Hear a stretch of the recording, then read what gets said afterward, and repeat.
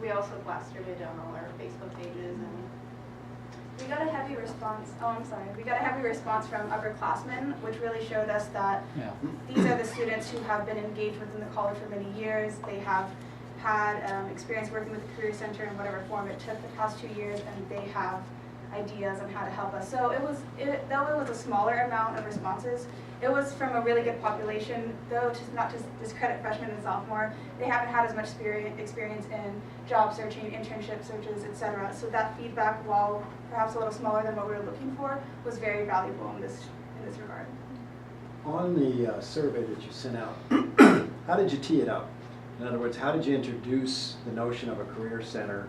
Did you draw the analogy to the UA Career Center, or did you just say, here's what is coming in CALS, here's what it might do, what do you think? Yeah, I think we actually do have a snapshot to go ahead and start answering your question. We didn't compare our Career Center to the UA Career Center. We did that for a few reasons. One is that we just want students to focus on a new developing career center that's been really here for about a year. And if we were to automatically compare it to the UA Career Center, I think our data would have been a little skewed, because we're not here to emulate what the U of A is doing in their own regard. We're here to create something specific for our students.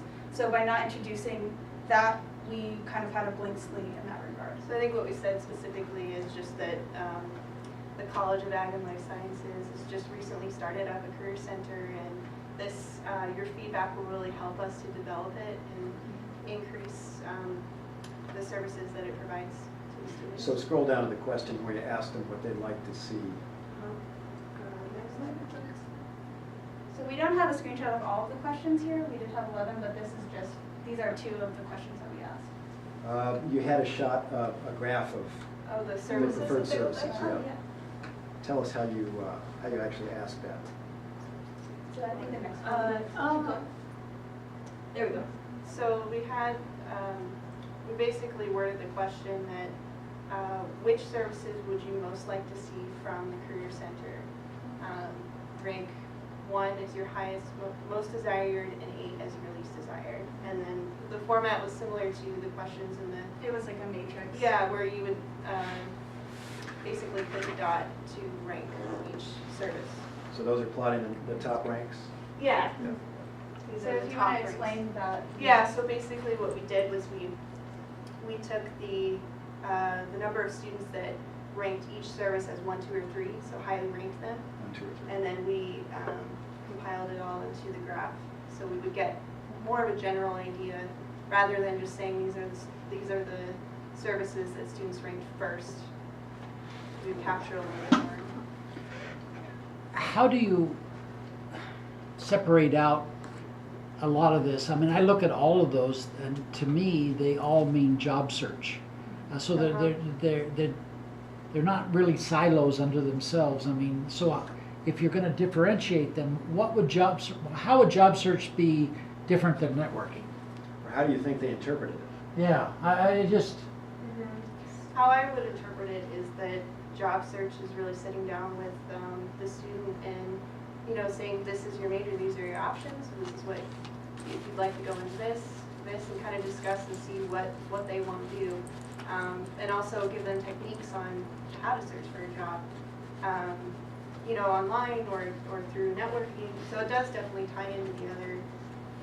They are very similar. So it just shows that students really want the help of getting a job. Specifically, the wording for the question, it said networking events. So events like what the Dean's Leadership 50 has done in the past, where we have representatives from different companies come in and kind of have a meet and greet with students. So the wording in the actual survey was a little bit more precise. Yeah, and some of those are actually quite specific once you say that. So the networking opportunity, that's a pretty specific function that narrows it down. Resume help, that narrows it down too. And one thing we as students have come across with our peers and our personal experiences as well is that when I hear resume, I know that I send my resume not only to future employers, but also to a host of scholarships I'm applying for, a host of professors that I'm trying to get a job by being their grader. And so And as Kashja mentioned in our survey, unfortunately we apologize for not having the specific picture here to show you, but having that extra word like networking events really plays into the mind of students that, okay, this is separate from just landing a job post-college. How can I get that one-on-one experience with my teacher right now? And that's going to be through resume building, that's going to be through networking. So it can play out in a lot of different ways versus just one end goal of getting a job after graduation. Yes. By chance, did you ask how they're currently, or how you as students are currently obtaining this type of information? Like to prepare you for? We didn't actually ask that. Yeah, that would be a good question, maybe for further research or analysis. We kind of just thought from our own experiences that, well, we are obviously getting this information from the Dean's Leadership 50, and there's also some one credit class, such as what Daniela and Dr. Wilson taught, the career skills class, also possibly from their advisors.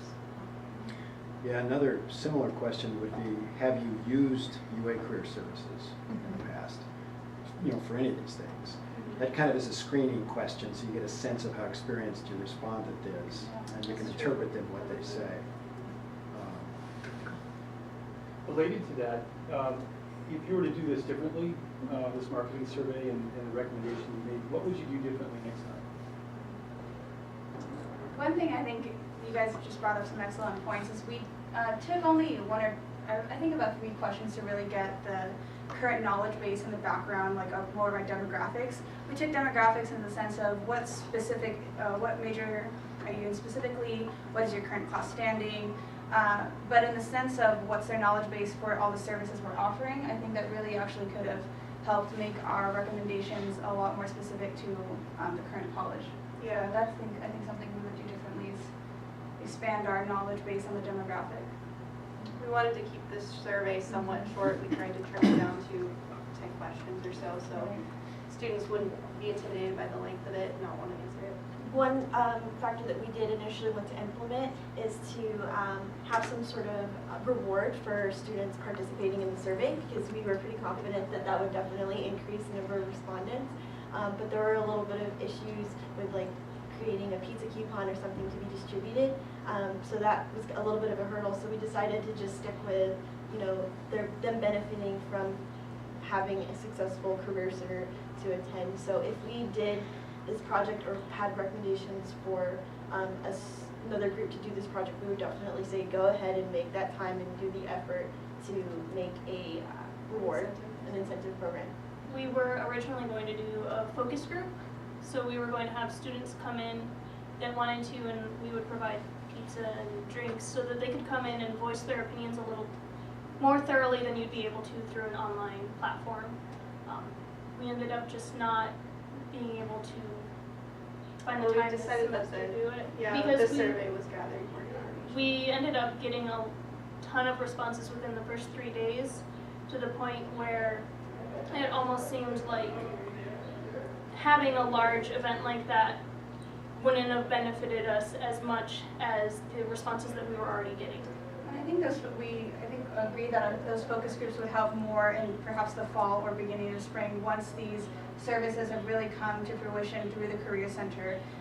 Having a focus group, when we were talking it out, we were like, okay, what is this going to play out? We're going to ask them these questions, but many of them didn't know a Career Center existed or where it would even be. So those things would have been a little bit fruitless in that regard. So that's, I think, is a recommendation that we'll make for the continuing students. So I think you've hit the nail on the head in terms of one problem that we have here in CALS, and a conversation we wouldn't be having if we were at Iler, for example, where the entire college is in one building. All right? Yes. So we're all over the place. Let me just do a quick survey, just kind of go down